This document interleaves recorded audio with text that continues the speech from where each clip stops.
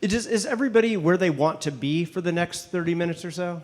Or do you need to shuffle around? I just musical chairs. Yeah, I just would like to invite you to not just stay where you are. You're welcome to stand up and move around. So I'm in case you're sick of talking about humanity, I'm really sorry because we're going to be talking about it a little bit more. But essentially, what I want to do is start off at a place that you often kind of see at the very end, which is to thank you. And first, I mean, thank all of you for coming together in this space right now. There's about 1 billion things we could all be doing, and we've chosen to be here, present together, and that's pretty fucking amazing. So, great to be here.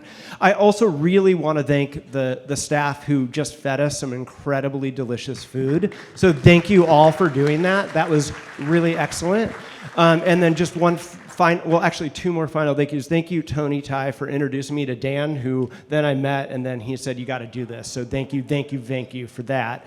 But I also want to thank you because what I'm going to do for the next 33 minutes or less, hopefully, is to tell you a story. And I'm going to really depress you in parts, but then I promise to bring you back up before I depress you again. So I hope you're up for the journey. Are you up for the journey? Thank you.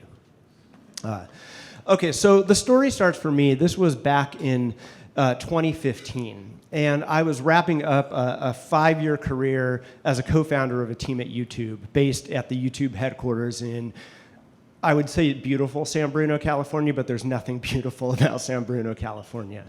And it was a pretty exciting time because I had an opportunity to move to this beautiful city where I live now. This is New York City. And I moved here in 2015 to be the first ever head of the Spotify brand. And you don't understand what this really meant to me. I'm a former DJ. As dorky as I am, I also DJ'd, if you can believe it. And an opportunity to join one of the coolest companies back then. You may or may not know that Spotify's headquartered in another really beautiful city. This is Stockholm. It is a really beautiful city. But this is where the first point of depression is going to come in, because I moved out there in 2015 to start this. In March of 2016, I had what I've kind of referred to as a lightning bolt moment in my life.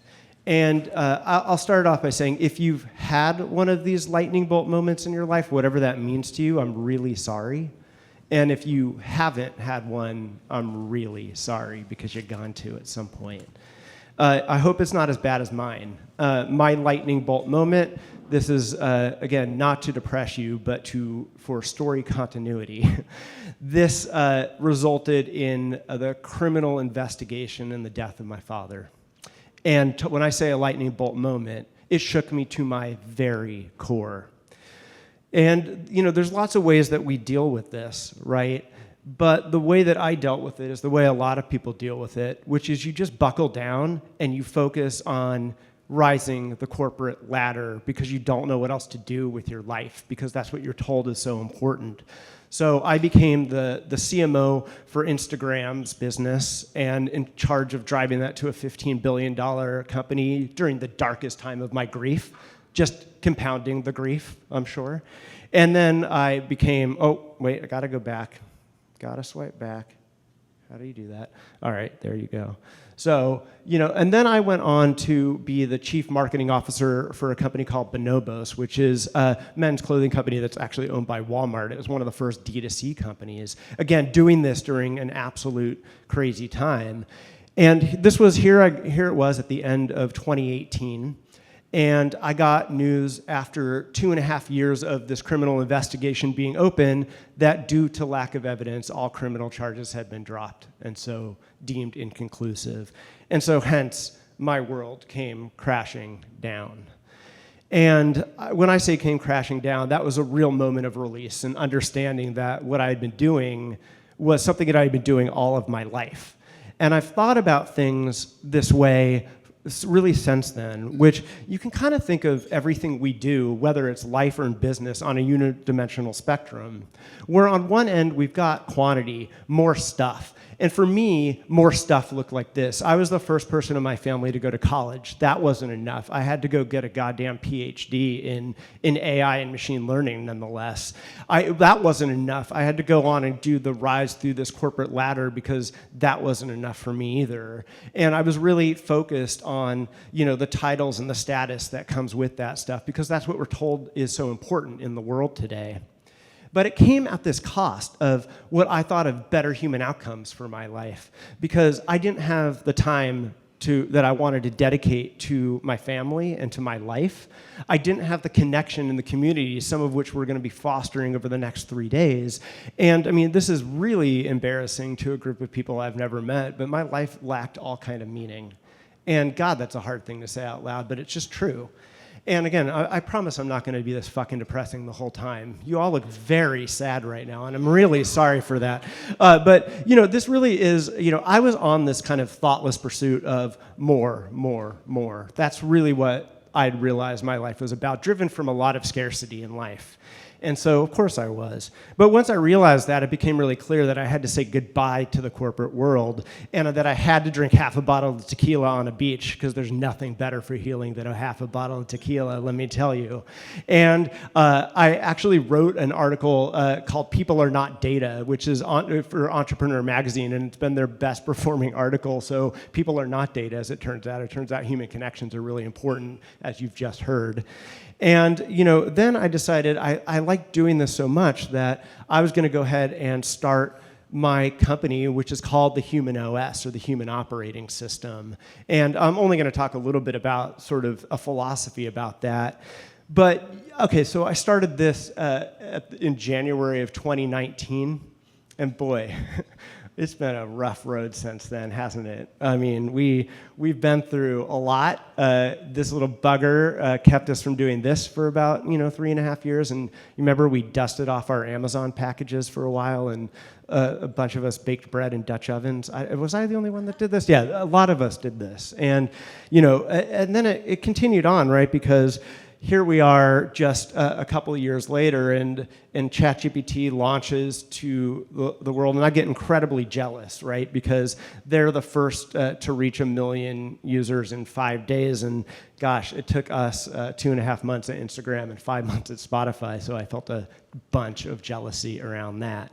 It's not like things have slowed down much. Again, just kind of fast forwarding through time here.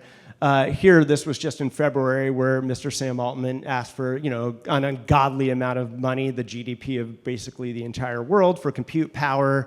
And then, not too long ago, some of you are probably familiar with Gartner's incredible hype cycle, where I just love their innovation trigger, the peak of inflated expectations. But apparently, generative AI is already heading to the trough of disillusionment, according to Gartner. So just when we're getting started, we may be a while before we hit what they call their slope of enlightenment. That's up for debate. Gartner gets it wrong a lot, but hey, here they are. So I don't know, here I am trying to follow AI news as an AI practitioner all of the time, and I'm just basically freaking the fuck out all of the time because it's so hard to keep on top of everything, right? It's just a constant barrage of stuff. And so, the thing that I guess I've come out and realizing is, even though it's never apples to apples, we know that this isn't exactly our first rodeo with this in a lot of ways. So, the second industrial revolution, of course, created massive change in the labor market and all we do. That was a long time ago. Not so long ago, though, our lives were disrupted by things like, Google and Ask Jeeves, where we had to navigate the first gen of the internet for the first time. And I don't know, the first time I got a Gmail account, my mind was blown somehow, And so, we've been through these kind of disruptions before, but at the end of the day, where we're at now is, again, I'm going to have a lot of U.S. stats in here, and I apologize for that. It's just there's a lot more data there. So, we produce enough data right now every day to fill the U.S. Library of Congress, and if you've been there, it's just monumentally, ridiculously sized. But this is hundreds of times over each and every day. So we're at a place where just the signals that we're producing out into the world are at an all-time high and not going anywhere. And then of course we're still really at the birth of this AI explosion where there isn't a company in the entire universe that isn't trying to figure out what the hell to do with this thing and where they're going to go with it. And I don't know, I'm definitely not a doomer. I'm not a doomer by any percentage, so do not put that label on me, please. I'm not a doomer. But I do have to think about what I've seen across the corporate world, and I go back to this idea of more versus better, where more in business always looks like ROI, efficiency, and productivity, the things that we can measure, the things that we know drive and are the fuel of business in a lot of ways. But I've been in too many meetings where the priority of those things came at the cost of desired human outcomes, the kind of human outcomes that we all want and that we're all looking for. And again, I would never propose that this is not important to business. It's just that it's always been about putting the spotlight 100% on the things that Milton Friedman in 1972 said were important to business, not the things that we actually care about, all of us in this room, for human outcomes. And this has led to the core of the work that I do now, which is to be like, listen, like, you go back, when I first joined YouTube, it was the halcyon days. This was back in 2010, and it was all fucking dogs on skateboards. It was amazing. It was Charlie Bit My Finger, Nyan Cat, Double Rainbow. Anybody that's my age remembers this. If you don't remember this, you've got to go look at Double Rainbow right now. Do it. And this was, of course, the time when Mark Zuckerberg still said that the world was going to be a more open and connected place, right? And again, I'm not gonna debate all of the positivity that social media has brought to us, but you can't deny where we're sort of at in the world today. We're at a place, and again, this is globally, a third of teens say they use social media almost constantly. So if you've got a teenager, you know that this is happening. I heard a report the other day that some teens are spending like 18 hours a day on TikTok. I'm not up 18 hours a day. Who the fuck is up 18 hours a day? I just don't understand. Why are they on Instagram or on TikTok the whole time? So we're there. I don't know if you're seeing this here, but we've got a loneliness epidemic happening right now, especially among the men and boys. We've got 1 out of 5, 1 out of 4 saying they have 0 close friends. Again, I'm not pinning this all on social media, but I'm telling you, it did not help. And then, I mean, let's just get real about the shit show that is the United States right now. You know, keeping politics aside, we can't even have a conversation with each other because we think that those in the opposing party fundamentally disagree about our core American values. If anybody knows what those are, let me know, because I think we've lost the plot, frankly. This is where we're at. And then I kind of love this, right? Which is, right now, this is the most recent data that's looked at the level of concern. We've got at least more than half of our country feels more concerned than excited about it. And I think this is going on globally right now where fear is kind of overtaking possibility. And so, and not only that, but it's like, that number's jumped from a much lower number just a few years ago. So this is all due to generative AI and the facing of generative AI. And then, here we are, mortals on the ground. I'm seeing, I work with large companies, I work with startups all the time, and there's this just gold rush glint in people's eye and people foaming at the mouth right now to figure out what to do with this, and especially in terms of how do we make profit off of this? And that's great, but the rest of us are sort of sitting here asking these questions every day that we're going to continue to ask for quite a long time, which is that thing I just saw real or fake? Is the information I just got back from GPT, is that true, or did they make shit up again? And then I can't tell you how many emails I've gotten or LinkedIn messages I've gotten where I was like, there is no fucking way a human wrote that. There is no way. That is so AI generated. I have 3 in my inbox right now. And then, it's like, I love this. If you just type "will AI" into a Google box, this is what the world database of intention is saying about the state of AI, which is it going to take over the world? Will it replace programmers? Will it take my job? Will it replace humans? And then, we can all hope that they replace accountants and lawyers, but, that's probably not happening anytime soon. Well, actually, the lawyers might be soon. I don't know. This is what people are looking at, though. And so this has led me to just ask this question of like, what would it take to move some of the spotlight from the quantity or more side to the better side of desired human outcomes? And this is where I hope not to depress you, but to have good news, because this is where I think that the most critical thing we can be doing right now, in opposed to all of the stuff that's going on in our lives and in the world, is to double down on what it means to be human in our work and in our normal lives. Not that there's really a distinction between these things anymore for many of us.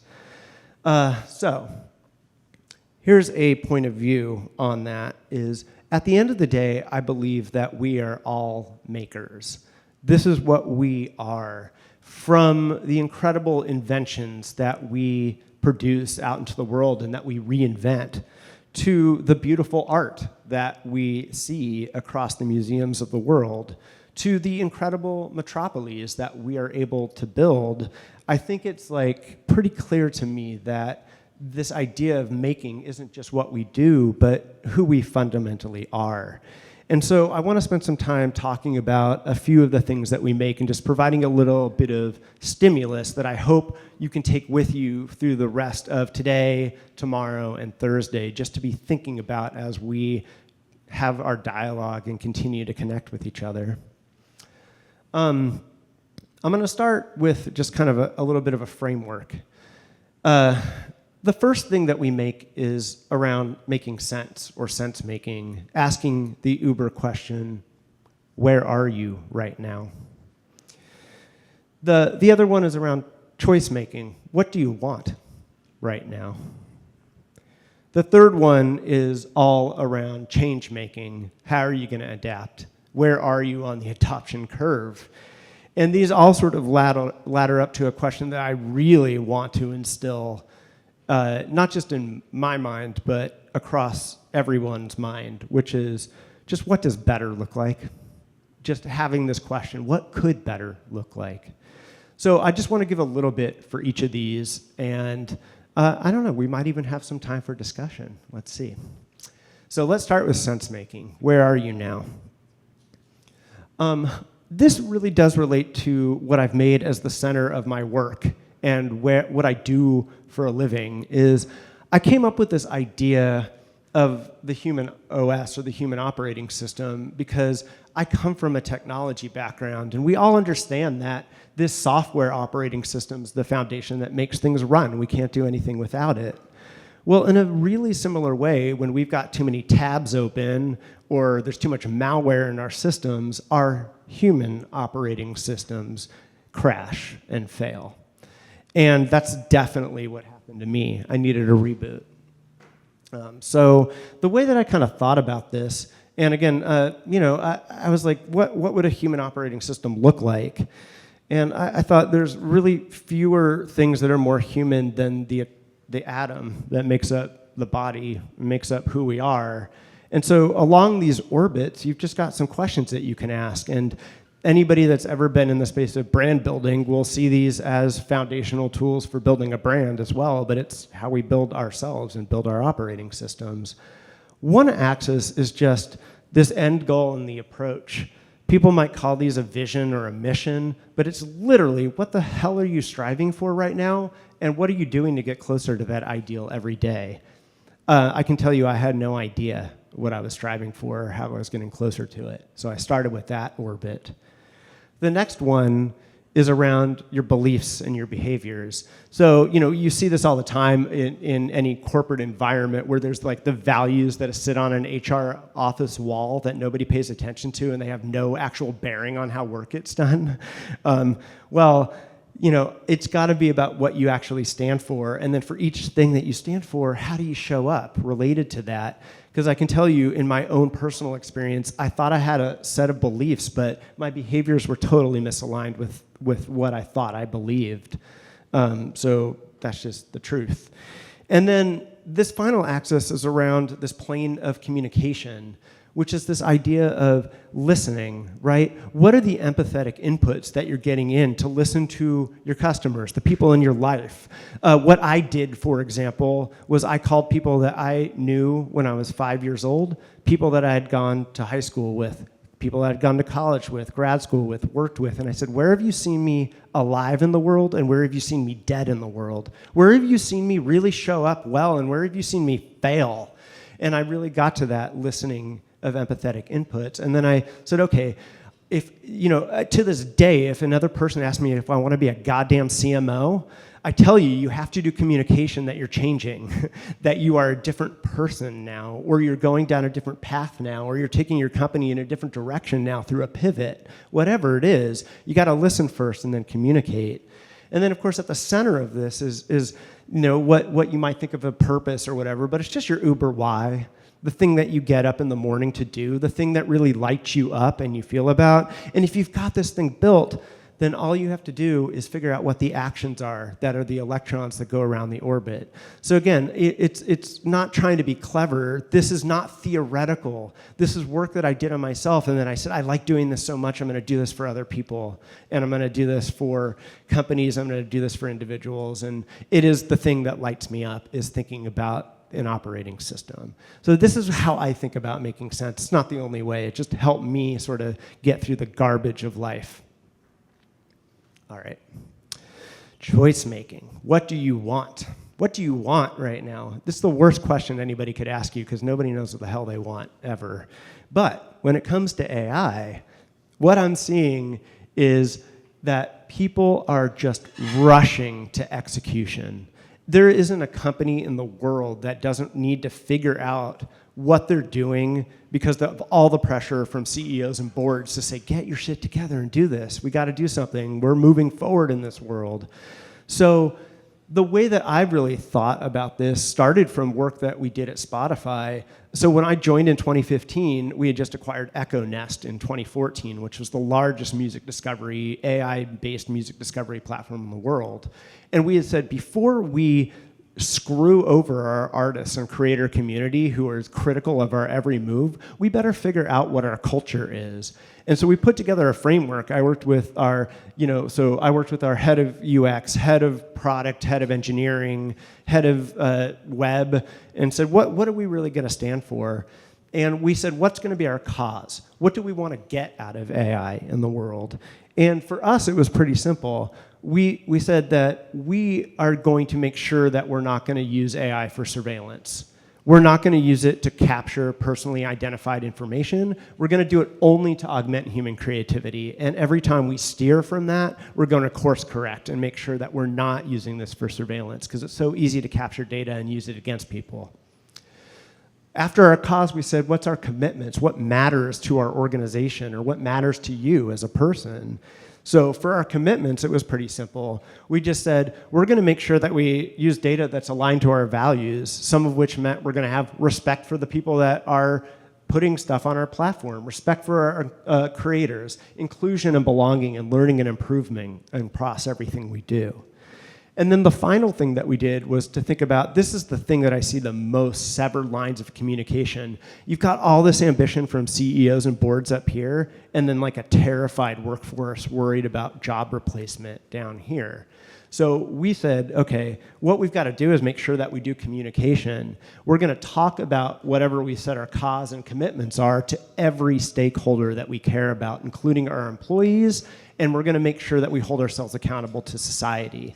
And it was just a really systematically smart way for us to then say, okay, now we're ready to dive in and execute. But we couldn't have done it without doing this first. So cause, commitments, and communication. That's one way you can think about choice. Not the only way, just one way. And then the change making, this is one that I find most vexing right now because there's a couple ways to think about change.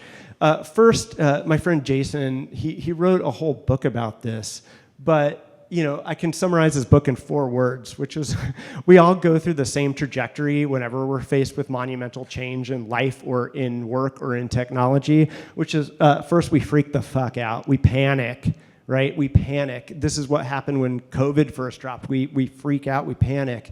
We get to some stage of adaptation. We get to a new normal, and then we get to a stage where we'll never go back. We've been through this trajectory with technology many, many times. The thing that is kind of concerning to me, though, is that, at least in my world, and at least in the people that I'm talking to in New York City, is most people seem really stuck here in this panic phase, and they don't seem to be able to get past it right now, and I'm not exactly sure what's going on. So I said, okay, that's not nuanced enough. We have to think of a different way of thinking about change. And the way that I've done this is to really think about this idea of going on a change arc.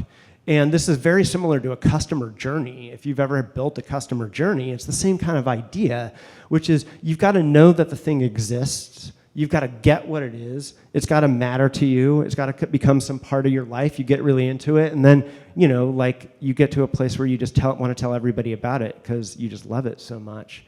And, you know, so the thing that I've led a lot of executives to, and I wish I could overlay the data on this for you. Most people that are in the C-suite right now have heard of the thing, but they have no fucking idea what it is. And they have no idea why it matters to them or to their organization. And very few people have gotten to identify, or I'm really into it. I would put myself in those categories. I can't live without it now. So that's just one way to think about where are you on this arc and what will it take to move you to the next place up? Because, you know, the existential difference between non-existing and existing is huge. Okay, that was a cue that, oh shit, is this going on its own now? Okay, no, this is fine. We're good. This is me just wanting to, I guess, take a minute to wrap this up, and then we can have a discussion if you'd like. But I do think that, you know, above all, there's just one thing that is required to be able to do all this making of sense and of choice and of changes. And there's really good news, because that thing is leadership. And it would just be remiss without saying, because of the community that Dan and team have curated, that this is a room full of true leaders. Each and every one of us in here is leading in our space and doing what we can to lead the world that we want to see. So just a few principles on leadership and what it is that I hope we'll take with us through the rest of this conference.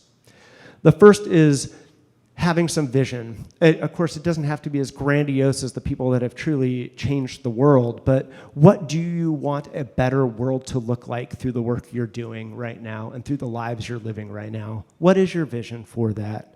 And we all know it's like that's sort of useless without having some passion, right? It's really, really hard to get somebody to come along with you on a vision if you can't convey the passion that you have behind that vision.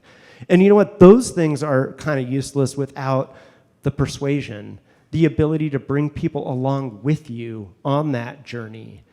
But then there's this one thing, and I think this one thing is probably the thing that's in the shortest supply right now, and a thing that I think we all have to work on a little bit more, and I'm trying real hard.